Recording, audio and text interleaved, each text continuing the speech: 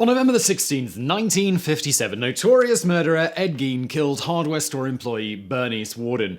Gein is said to have provided the blueprint for Buffalo Bill in The Silence of the Lambs, Leatherface in the Texas Chain Saw Massacre, and Norman Bates in Psycho. Since Ed reportedly liked to dress in the skins of his victims and pretend he was his overbearing mother, one can see the connection. Ed Gein lived in the small rural community of Plainfield, Wisconsin. His home was the 160-acre family farm where he resided with his tyrannical mother and his brother, Henry. The three lived an extremely isolated, beyond dysfunctional existence until Henry died in 1944, apparently of asphyxiation due to a field fire that got out of hand, but it has since been speculated that Ed may have killed him, as it is rumored that Henry wasn't exactly shy about speaking negatively about their mother, whom Ed adored.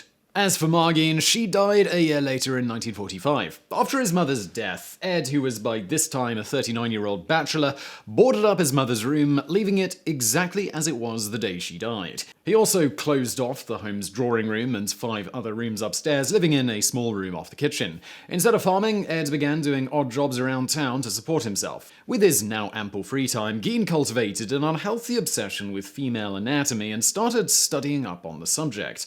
After acquiring a solid knowledge base, Ed began sneaking into cemeteries at night and stealing corpses. He preferred recently deceased women, around the same age as his mother at the time of her death. When Bernice Worden went missing with a trail of blood leading to the store's back door, her son reported to the police that Gein had been in the store the night before and said he'd be returning the next morning looking to buy some antifreeze. He also had reportedly asked Worden to go roller skating not long before. Worden supposedly strongly resembled Gein's mother. When the last receipt filled out by Worden turned out to be for a gallon of antifreeze, Gein became the prime suspect in a disappearance. When the police went to check out Gein's property, they found Worden's decapitated body hung upside down and dressed out like a deer with a crossbar at her ankles. It was later revealed that she'd been shot in the head at the store before the mutilations had been performed. When investigators searched the house, they were greeted with even more nightmarish sights, including a trash bin made out of human skin, human skulls used as bedposts,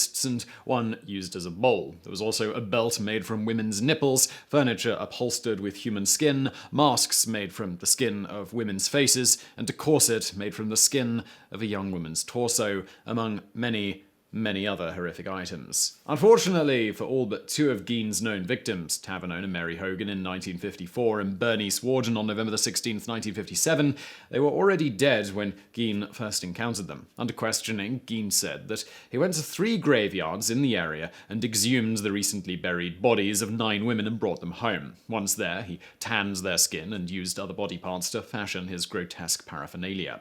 Investigators were initially skeptical that Gein had mostly used already dead bodies, so to corroborate his story, they dug up 2 of the graves that Ed had indicated. They were empty. Gein also claimed he went in a daze dozens of other times to the cemetery with the intent of digging up freshly buried bodies, but woke up from his daze before the deed was done and just went home instead. A slight hiccup in the trial came about as the result of Sheriff Art Schlee bashing Gein's head against a brick wall, among other violent interrogation techniques that required the intervention of other officers to get him to confess, rendering Gein's confession inadmissible in court. There was also the issue of the fact that the police did not have a warrant when they initially searched Gein's residence.